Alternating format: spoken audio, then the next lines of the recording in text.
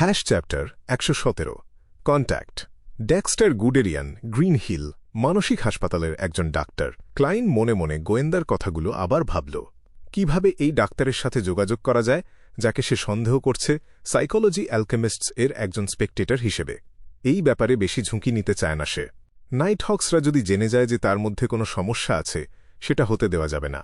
শুধু একটু তথ্য আদান প্রদানের জন্য এখনকার জীবনটা হারাতে রাজি না সে। তাছাড়া এই লোকটা সম্ভবত একজন স্পেকটেটর।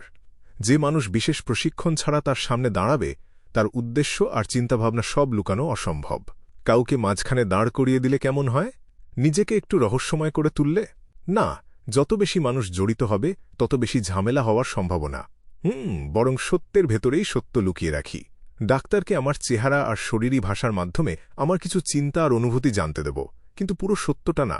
গোয়েন্দা হেনরি যখন ডেক্সটার গুডেরিয়ানের বর্ণনা দিচ্ছিল, ক্লাইন তখন ভাবছিল কোন পদ্ধতিতে সবচেয়ে কম ঝুঁকি নিয়ে কাজটা করা যায়, আবার ফলাফলও ঠিকমতো পাওয়া যায়। ধীরে ধীরে একটা গোয়েন্দা সিনেমার কথা মনে পড়ল তার। আগে কোনো একসময় দেখেছিল। হ্যাঁ, এটা করে দেখা যেতে পারে, তবে বারবার অনুশীলন করতে হবে। ক্লাইন মনে মনে মাথা নাড়ল, তারপর পুরো মনোযোগ দিল গোয়েন্দা হেনরির কথায়। কাশি হেনরি গলা খাঁকারি দিয়ে বলল, লাল চিমনি সংক্রান্ত অনুরোধটা নিয়ে আমরা এখনও কাজ করছি। আপনার জানা উচিত টিনজেনে এরকম বৈশিষ্ট্যের ভবন অনেক আছে। অবশ্য আপনি যদি আরও কিছু সূত্র দিতে পারতেন, তাহলে কাজটা অনেক সহজ হতো। ক্লাইন শুকনো হাসি হাসল। আমার কাছে আরও সূত্র থাকলে তো আর এই অনুরোধটা করতে হতো না। সত্যি বলতে, এই দীর্ঘ তদন্ত তাকে হতাশ করে ফেলেছে। পর্দার আড়ালের সেই ব্যক্তি স্পষ্টতই ক্লাইনের ভবিষ্যদ্বাণী টের পেয়ে গেছে এবং নতুন আস্তানা খুঁজে নেওয়ার জন্য তার হাতে যথেষ্ট সময় ছিল। তাই ক্লাইনের একমাত্র আশা ছিল ভাড়াটিয়াদের তথ্য থেকে কোনো প্রাসঙ্গিক সূত্র পাওয়া, আর শুধু সেটুকুর জন্যই ৭ পাউন্ড খরচ হল। এই কথা ভাবতেই বুকে চিনচিনে ব্যথা অনুভব করল ক্লাইন। গোয়েন্দা হেনরি রিপোর্ট শেষ হওয়ার পর সে ছড়ি তুলে নিয়ে বেরিয়ে গেল। শনিবার সকাল ৯টা বাজতে ২০ মিনিট বাকি। গ্রিন হিল মানসিক হাসপাতালের একটা অফিসে সোনালি ফ্রেমের চশমা পরা ডেক্সটার গুডেরিয়ান তার জ্যাকেট আর টুপি খুলে কাপড় রাখার স্ট্যান্ডে ঝুলিয়ে রাখল। সে সবে তার কফি পাউডারের টিন তুলে নিয়েছে, এমন সময় দরজায় টোকা পড়ল। ভেতরে আসুন, ডেক্সটার অনায়াসে বলল। আধখোলা দরজাটা খুলে গেল, আর একজন তরুণ ভেতরে ঢুকল, গায়ে কালো ট্রেঞ্চকোট। ডেক্সটার লোকটাকে চিনতে পারল না। একটু অবাক হয়ে জিজ্ঞেস করল, সুপ্রভাত, আপনি কে? ক্লাইন দরজা বন্ধ করল। টুপি খুলে বুকের কাছে চেপে ধরে একটু ঝুঁকে সম্মান জানাল। সুপ্রভাত, ডাক্তার ডেক্সটার। কোনো পূর্বসূচনা ছাড়া এভাবে চলে আসার জন্য ক্ষমা করবেন। আমি আওয়া পুলিশ বিভাগের প্রবেশনারি ইন্সপেক্টর ক্লাইন মোরেত্তি। এই আমার পরিচয়পত্র আর ব্যাজ। ইন্সপেক্টর, ডেক্সটার চাপা স্বরে বলল, ক্লাইনের পরিচয়পত্র আর ব্যাজ হাতে নিয়ে। Special operations department. সে ধীরে ধীরে চোখ তুলে তাকাল। তার চোখ শান্ত, যেন কিছু একটা খুঁটিয়ে দেখছে। ছোট কালো চুল, বাদামির চেয়ে সামান্য গাঢ় চোখের মণি, পণ্ডিত সুলভ আভা। এই মুহূর্তে কোনো খারাপ উদ্দেশ্য নেই। ডেক্সটার জিনিসগুলো ফেরত দিয়ে টেবিলের অপর পাশের চেয়ারটা দেখিয়ে বলল, বসুন অফিসার। আমি কিভাবে সাহায্য করতে পারি? ক্লাইন বসে পড়ল, ছড়িটা পাশে রাখল। আস্তে আস্তে পরিচয়পত্র আর ব্যাজ তুলে রাখল, তারপর হাসল। আমাকে নতুন করে পরিচয় দিতে দিন। আমি টিনজেন শহরের নাইট হক্স দলেরও একজন সদস্য। আমাদের কাজ হল অতিপ্রাকৃত ঘটনাগুলো সামলানো। সুপ্রভাত, মিস্টার স্পেকটেটর। শেষ কথাটা বলার আগেই ক্লাইন দেখল ডেক্সটারের চোখের মণি সংকুচিত হয়ে গেছে। সে অবাক হল না। ডেক্সটার হাত টেনে নিল, দেখে মনে হচ্ছিল পালানোর জন্য তৈরি। অফিসার, আপনি কি বলছেন আমি বুঝতে পারছি না। ডেক্সটার কোনোমতে কয়েকটা শব্দ বের করল, নিজের স্বাভাবিক ভাব ধরে রাখতে পারছিল না। আমি এই ধরনের রসিকতা পছন্দ করি না। মনে হয় আমার সিকিউরিটি ডাকা উচিত। ক্লাইন ধীরে ধীরে বগলের হোলস্টার থেকে রিভলভার বের করল। তার হাসিতে কোনো পরিবর্তন নেই। মিস্টার ডেক্সটার, আমি জানি আপনি আমার আত্মবিশ্বাস দেখতে পাচ্ছেন, আর এটাও দেখতে পাচ্ছেন যে আমার কোনো খারাপ উদ্দেশ্য নেই। হে, সত্যি কথা বলতে আমি নিজেও পুরোপুরি নিশ্চিত ছিলাম না, কিন্তু আপনার প্রতিক্রিয়াই আমাকে উত্তরটা দিয়ে দিল। আমি এইমাত্র যা যা বলেছি তার প্রতিটি কথাই সত্য। ক্লাইন মনে মনে যোগ করল। ডেক্সটার একটু শিথিল হল। তার দৃষ্টি রিভলভারের দিকে গেল। বিভ্রান্ত গলায় জিজ্ঞেস করল, আমি বুঝতে পারছি না আপনি আমাকে খুঁজতে এলেন কেন? আমার তো মনে হয় না আমি কিছু প্রকাশ করে ফেলেছিলাম। ক্লাইন হাসল, তারপর জবাব দিল, এটা নিছক কাকতালীয় ছিল, অথবা হয়তো ভাগ্যই চেয়েছিল আমাদের দেখা হোক।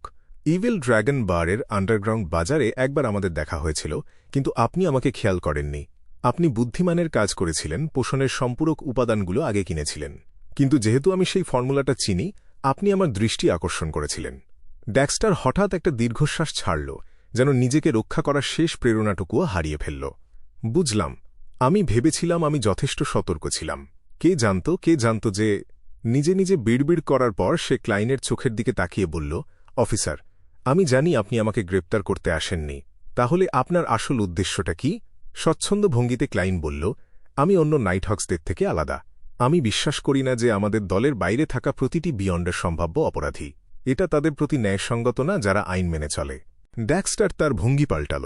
শরীরটা শিথিল করে বলল, পৃথিবীটা অনেক শান্তিপূর্ণ হতো যদি অন্য নাইটহক্স, ম্যান্ডেটেড পানিশার্স আর মেশিনারি হাইভ মাইন্ড ও আপনার মতো করে ভাবত। আপনি নাইটহক্স, ম্যান্ডেটেড পানিশার্স আর মেশিনারি হাইভ মাইন্ডের অন্যান্য সদস্যদের কথা জানেন? ক্লাইন অবাক হওয়ার ভান করল। এটা এমন কারো জানার কথা না যে দুর্ঘটনাক্রমে বিয়ন্ডার হয়ে গেছে। আপনার পেছনে নিশ্চয়ই কোনো সংগঠন আছে। সে পেছনে হেলান দিয়ে হাসিমুখে বলল, সাইকোলজি অ্যালকেমিস্টস। কথাটা বলতে বলতে সে অবলীলায় ড্যাক্সটারের চেহারার ভাব বদলে যাওয়াটা দেখল। আমি দেখতে পাচ্ছিলাম আপনি আমার উত্তরের জন্য অপেক্ষা করছিলেন। তারপরেও আমি টোপ গিললাম আর আপনার ভাষার ফাঁদে পড়ে গেলাম, ড্যাক্সটার হতাশ গলায় বলল। সে বুঝতে শুরু করল যে স্পেকটেটর অবস্থা সর্বশক্তিমান না। সে বুঝতে পারে সামনের মানুষ কেন এসেছে, কিন্তু তার মানে এই না যে সে সব খুঁটিনাটি বুঝতে পারে। ক্লাইন রিভলভারের সিলিন্ডারে আঙুল বোলালো আর বলল, ডাক্তার, আমাদের একটা খোলামেলা কথা বলা দরকার। আমি দিয়েই শুরু করি। আমি বিশ্বাস করি না যে নজরদারির বাইরে থাকা বিয়ন্ডাররা সম্ভাব্য অপরাধী, কিন্তু আমি একমত যে প্রতিটি বিয়ন্ডারের নিবন্ধন ও পর্যবেক্ষণ হওয়া উচিত। এটা বিয়ন্ডারদের নিয়ন্ত্রণ হারানোর ঝুঁকি থেকে সতর্কতামূলক ব্যবস্থা। এটা আরও ভয়ঙ্কর কিছু ঘটা থেকে রক্ষা করার জন্য। আমি আপনার স্বাভাবিক জীবনে কোনো বিঘ্ন ঘটাব না, কিন্তু আমি চাই আমাদের মধ্যে একটা সীমিত সহযোগিতা থাকুক। সীমিত সহযোগিতা? ড্যাক্সটার জিজ্ঞেস করল, যেন কিছু একটা ভাবছে। ক্লাইন মৃদু হাসল। হ্যাঁ, সীমিত। যেমন, নিয়মিত আমাকে আপনার অবস্থা জানাবেন। আপনার জানা উচিত যে এখনও পুরোপুরি নিয়ন্ত্রণ হারায়নি তাকে বাঁচানো সম্ভব, আর নাইটহক্সদের এই ব্যাপারে যথেষ্ট অভিজ্ঞতা আছে। অথবা আপনার জানা কোনো বিয়ন্ডারের সূত্র দিতে পারেন, বা আপনার সংগঠনের এমন কোনো বিয়ন্ডারের কথা জানাতে পারেন যে এমন কিছু করতে যাচ্ছে যাতে নিরপরাধ মানুষ বিপদে পড়তে পারে। অথবা আপনি যদি কিছু বিনিময় করতে চান এমন জিনিসের বদলে যেগুলো আপনার বেশি কাজে আসবে। এটা আমার পক্ষ থেকে একটা বিশেষ সুবিধা। আপনি জানেন বিশেষ সুবিধার মানে কি। এছাড়া নাইটহক্স, ম্যান্ডেটেড পানিশার্স বা মেশিনারি হাইভ মাইন্ডের সদস্যরা হঠাৎ একদিন আপনাকে ধরে নিয়ে যাবে, সেই ভয়টাও আর থাকবে না। আপনি আনন্দে আর স্থিরতায় জীবনযাপন করতে পারবেন।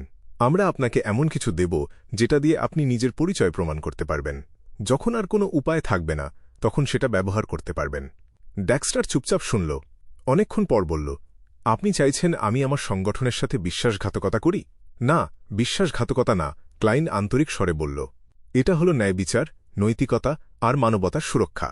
আপনি মন্দ, নিষ্ঠুর আর রক্তাক্ত কিছু ঘটতে দিচ্ছেন না, এটুকুই। এর বাইরে আপনার সংগঠনের গোপন বিষয়গুলো ফাঁস করতে আমি কখনো বলবো না। ড্যাক্সটার একটু ভাবল। মনে হল একটা অজুহাত পেয়ে একটু স্বস্তি পেল। কয়েক সেকেন্ড চুপ থেকে সে ডান হাত বাড়িয়ে দিল। সফল সহযোগিতার জন্য।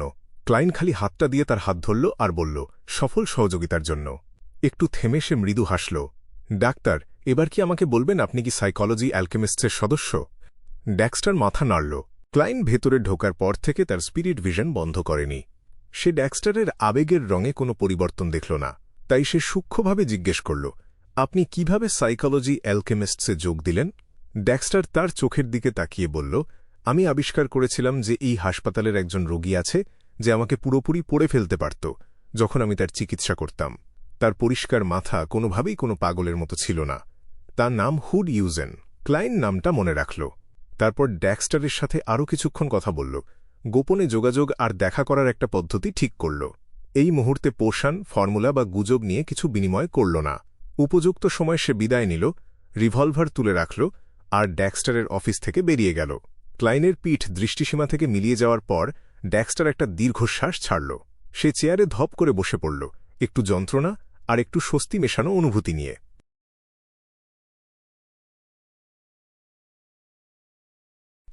৩৬ নম্বর জাউটল্যান্ড স্ট্রিট, ব্ল্যাকথর্ন সিকিউরিটি কোম্পানির ভেতরে। ডেস্কের পেছনে বসে ডান স্মিথ তার ধূসর চোখ দিয়ে চারদিকে দৃষ্টি বুলিয়ে জিজ্ঞেস করল, কি হয়েছে? প্রায় আধা ঘণ্টা দেরিতে আসা ক্লাইন তার চিন্তাগুলো গুছিয়ে নিয়ে বলল, ক্যাপ্টেন, আমি একজন বিয়ন্ডার খুঁজে পেয়েছি এবং নিশ্চিত হয়েছি যে সে সাইকোলজি অ্যালকেমিস্টস এর সদস্য। সে একজন সৎ ডাক্তার এবং আমাদের সাথে সহযোগিতা করতে রাজি। আমার মনে হয় যেভাবে আছে সেভাবেই রাখাটাই সবচেয়ে ভালো হবে। সে আমাদেরকে সাইকোলজি অ্যালকেমিস্টসের বর্তমান অবস্থা সম্পর্কে আরও জানতে সাহায্য করতে পারে। কয়েক সেকেন্ড থেমে ক্লাইন যোগ করল, আমি তাকে নাইট হক্সের একজন তথ্যদাতা হিসেবে গড়ে তুলতে চাই, অথবা একজন গোপন বহিঃসদস্য হিসেবে। তথ্যদাতা শব্দটা ইন্টিজ ভাষা থেকে এসেছে। সম্রাট রোজেল এটা তৈরি করেছিলেন। ডান ধীরে ধীরে মাথা নাড়ল আর বলল, তুমি পরিস্থিতিটা ভালোভাবে সামলেছ, তবে ভবিষ্যতে এরকম পরিস্থিতিতে পড়লে আমাকে আগে জানালে ভালো হয়। ওই ডাক্তারের তথ্য আর তুমি পরিস্থিতি কিভাবে সামলেছ তার একটা লিখিত বিবরণ আমাকে দাও। আমি তাকে পরিচয় প্রমাণের জন্য কিছু একটা দেব। আর এই কথা লিওনার্ড বা বাকিদের কাউকে বলো না। তারা বিশ্বস্ত সহযোদ্ধা হলেও নিয়মে পরিষ্কার বলা আছে এই ব্যাপারটা গোপন রাখতে হবে। ওই ডাক্তারের সাথে যোগাযোগের দায়িত্ব ভবিষ্যতে তোমারই থাকবে। ক্লাইন চুপচাপ একটু স্বস্তির নিঃশ্বাস ফেলল, তারপর হাসিমুখে জবাব দিল, বুঝলাম।